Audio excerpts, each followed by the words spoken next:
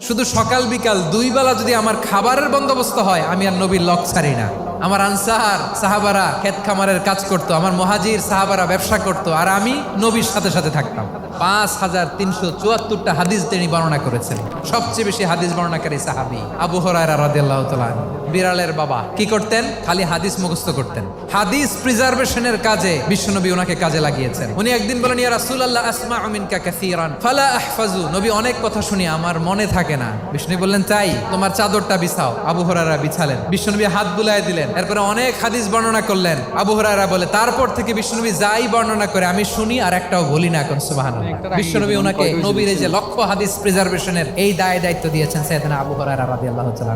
আপনারা কি খেয়াল করেছেন কত বড় চৌকস ট্যালেন্ট হান্টার ছিল আমার নবী? এক একজনের এক এক ট্যালেন্ট, এক একজনকে এক এক দায়িত্ব দিয়েছেন, এক একজনের প্রতিভাকে এক একভাবে বিকশিত হওয়ার সুযোগ দিয়েছেন। আওয়াজ করে বলেন ঠিক কি না?